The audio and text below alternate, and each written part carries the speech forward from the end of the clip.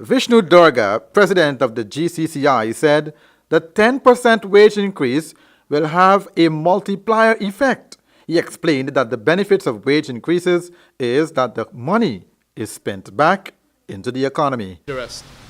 With the 10% that is offered, and it's a scale of measures that's being offered, the fortunate thing with that type of spending is similar to rice. When a farmer gets paid, everybody in the village who they would have taken credit from and any other obligation they have get paid, and then those people spend that money again.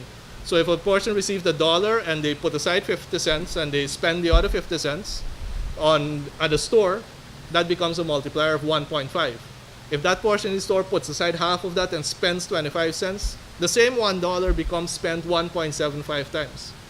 That's the nice thing with these wage increases, because they get spent back in the economy and they have a higher multiplier effect than gold, for example. So that is the economic side of what the benefit will be from this increased spending in terms of the salary increases. Durga said that this type of spending is better for the economy than what happens in the case of gold, where the primary beneficiaries of the gold industry use their money to purchase assets which cannot be spent. And it is, from a private sector perspective, I doubt whether there's, if we were to look at Guyana as a private entity, private sector entity, there would be no way there would be a salary increase, given that we're just 2% ahead of our GDP growth. How can we pay 10% if we're 2% ahead, right? But public sector, for one, it's expected that there's an increase. And again, I'm happy that I'm not the Minister of Finance, because there would not have been any, right? There would definitely not have been any, because your 2% came from gold, which isn't circulating in this economy.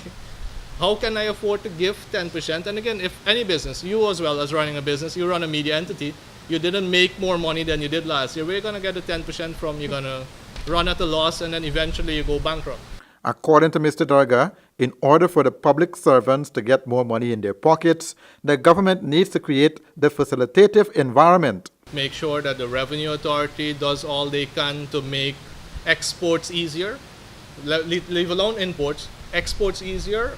My colleague Alison here, I heard her entire list of issues she has with her exports, as does every other exporter in Guyana. And it's not just the Revenue Authority. There are many agencies involved in order to make a single export a reality. To make sure that Go Invest has incentives that allows for more investment, to get organizations like the IAST to, and they have wonderful technology. I don't know if you ever visit their booths when you go to the expos. The technology is amazing, but how do we put that technology in the hands of entrepreneurs?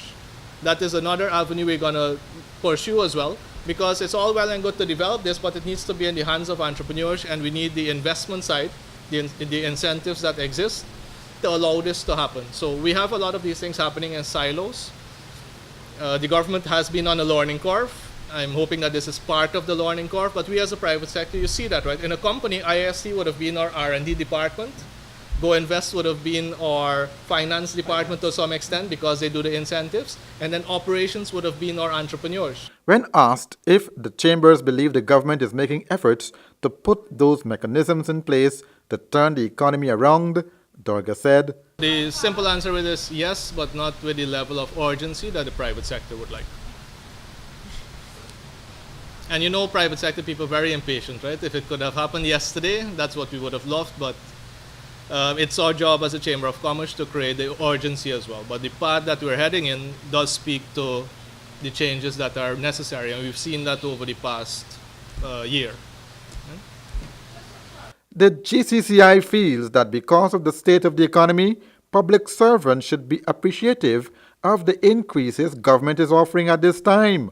However, the Guyana Public Service Union has made its discontent known about the increase offered.